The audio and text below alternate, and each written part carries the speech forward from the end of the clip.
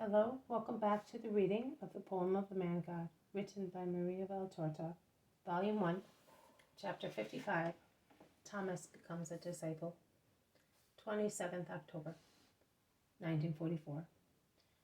This morning, as I recovered my senses after a very heavy torpor which had lasted many hours, while I was praying, awaiting daylight, I saw the resumption of the vision.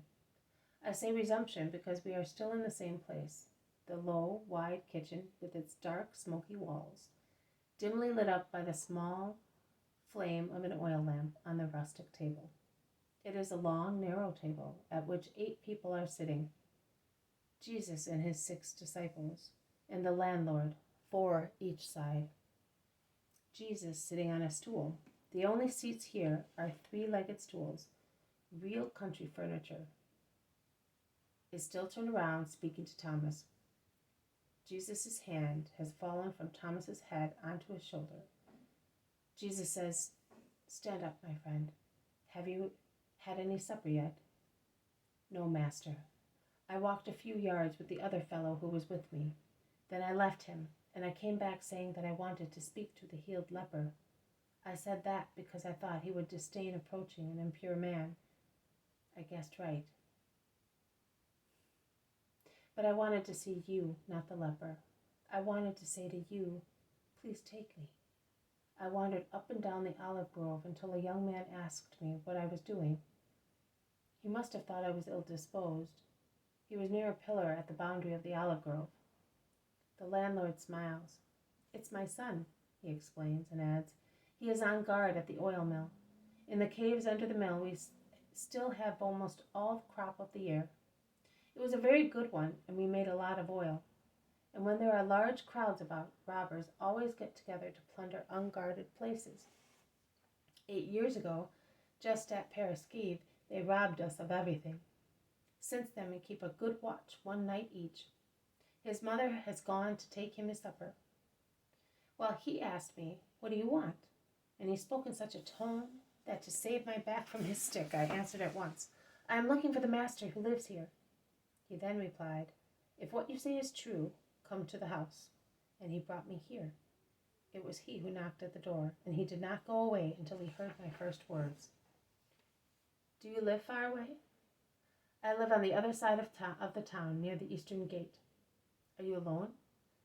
'I was with some relatives, but they have gone to stay with other relatives on the road to Bethlehem. I remained here to look for you day and night until I found you.' Jesus smiles and says, 'So no one is waiting for you?' 'No, Master.' 'It is a long way. It is a dark night.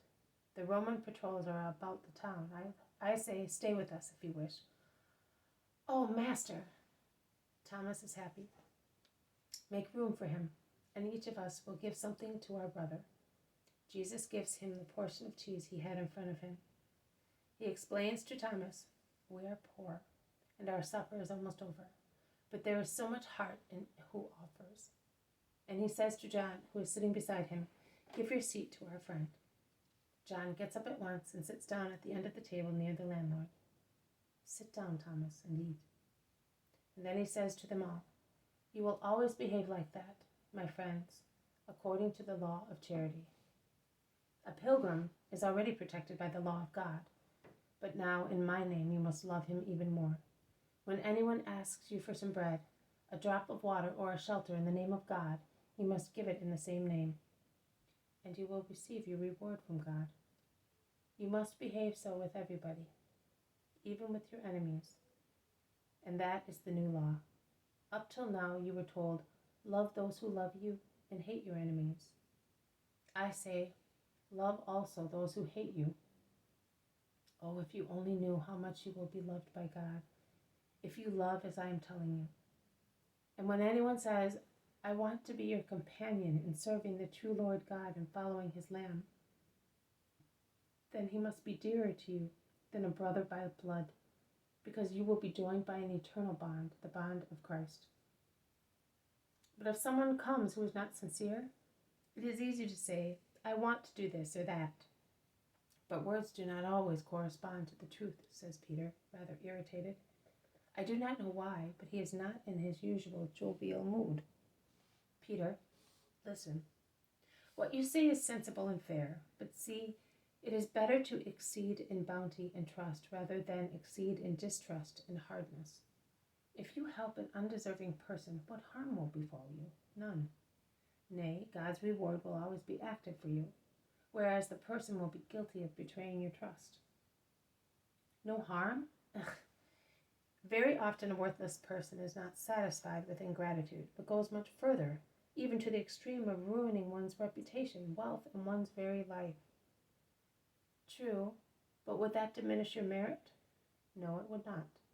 Even if the whole world should believe slander, even if you become poorer than Job, even if the cruel person should take your life, what would change in the eyes of God? Nothing. Nay, something would change, but to your advantage. God, to the merits of your bounty, would add the merits of your intellectual, financial, and physical martyrdom. All right, perhaps it is so. Peter does not speak anymore. He sulkily rests his head on his hand. Jesus addresses Thomas. My friend, before, in the olive grove, I said to you, when I come back here, if you are still willing, you will be one of my disciples. Now I say to you, are you willing to do Jesus a favor? Most certainly. And if this favor should cost you some sacrifice? There is no sacrifice in serving you. What is it you want? I wanted to say, but you may have some business, some affections. None. I have you. Tell me. Listen, tomorrow at daybreak, the leper will leave the sepulchres to find someone who will inform the priest. You will be the first to go to the sepulchres. It is charity, and you will shout, come out, you, the one who was cleansed yesterday. I have been sent by Jesus of Nazareth, the Messiah of Israel, he who cleansed you. Let the world of the living dead know my name. Let them throb with hope, and let those come to me who will have faith in addition to hope, that I may heal them. It is the first form of purity that I am bringing, the first form of the resurrection, of which I am the Lord. One day I will grant a greater purity. One day the sealed tombs will violently expel those who are really dead, and they will appear and laugh with their empty eye sockets, with their bare jaws, because of the rejoicing of the souls freed from limbo, a remote rejoicing, and yet perceived even by skeletons. They will appear to laugh because of this liberation, and to throb, knowing it is due to, go, he will come to you. You will do what he asks you to do. You will assist him in everything, as if he were your brother.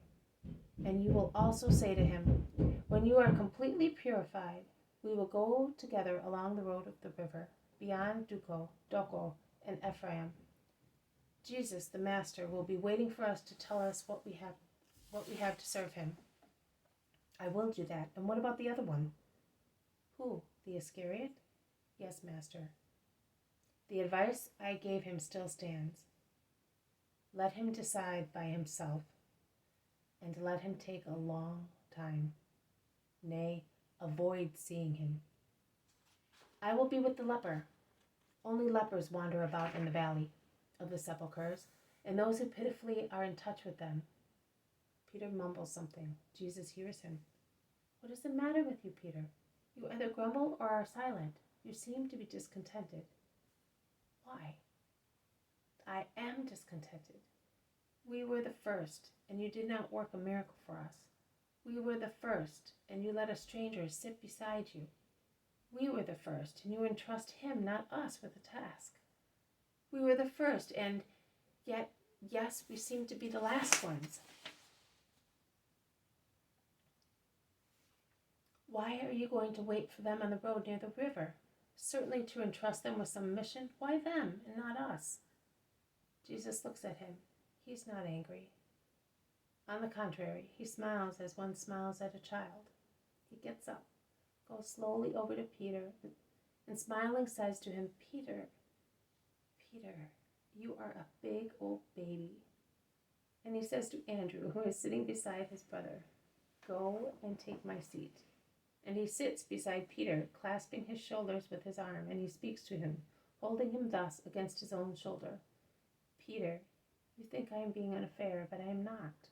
On the contrary, it is a proof that I know what you are worth. Look, who needs proofs? He who is not yet certain.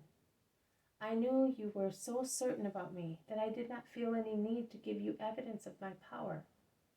Proofs are required here in Jerusalem, where vices, irreligiousness, politics, and many worldly things dim souls to such an extent that they can no longer see the light passing by.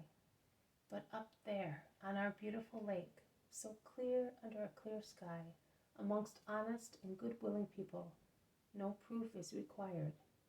You will have miracles. I will pour torrents of graces upon you.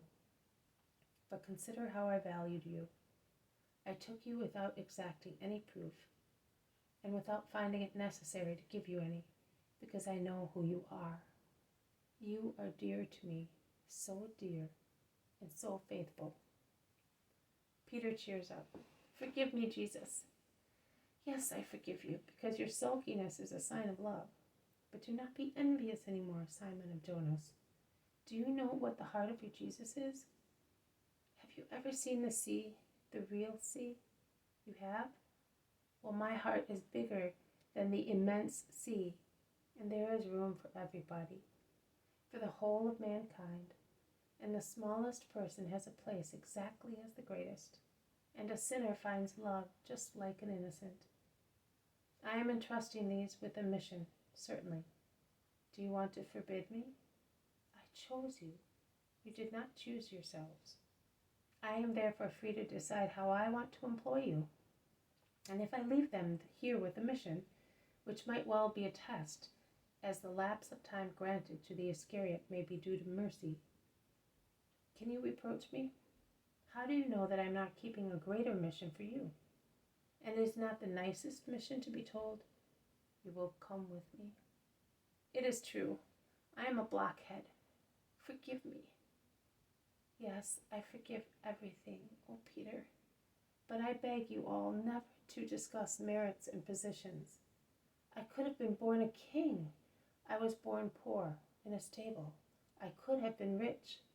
I lived with my work, and now I live out of charity. And yet, believe me, my friends, there is no one greater than I in the eyes of God, greater than I am who am here, the servant of man. You, a servant? Never. Why not, Peter? Because I will serve you. Even if you served me as a mother serves her child, I have come to serve men. I will be a savior for them. What service is there like that? Oh, Master, you explain everything, and what seemed dark becomes clear at once. Are you happy now, Peter? Now let me finish talking to Thomas. Are you sure you will recognize the leper? He is the only one healed, and he may already have left by starlight to find an early wayfarer, and someone anxious to enter the town and see his relatives might perhaps take his place. Listen to his description. I was near him, and I saw him well in the twilight. He is tall and thin, of a dark complexion like a crossbreed, very deep and dark eyes with snow-white eyebrows, hair as white as linen and somewhat curly, and a long, snubbed nose like the Libyans. 2 thick, protruding lips, particularly the lower one. He is so olive-colored that his lips verge on violet. He has an old scar on his forehead, and it will be the only stain now that he has been cleaned from scabs and dirt. He must be old if he is all white. No, Philip, he looks old, but he is not. Leprosy made him white. What is he, a crossbreed? Perhaps, Peter. He resembles African people. Will he be an Israelite then? We will find out. But suppose he is not. If he were not, he would go away. He is already lucky that he deserved to be healed. No, Peter. Even if he is an idolater, I will not send him away. Jesus has come for everybody. And I solemnly tell you that people living in darkness will overcome the children of the people of light. Jesus sighs. He then stands up. He thanks the Father with a hymn and blesses everyone. The vision ends thus. I pointed out incidentally that my internal advisor said to me, "Since yesterday evening when I saw the leper, it is Simon the Apostle. You will see him and Thaddeus coming to the Master."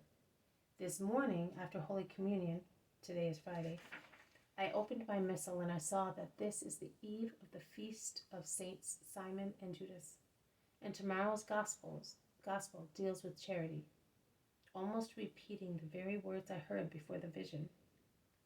However, I have not seen Judas Thaddeus so far.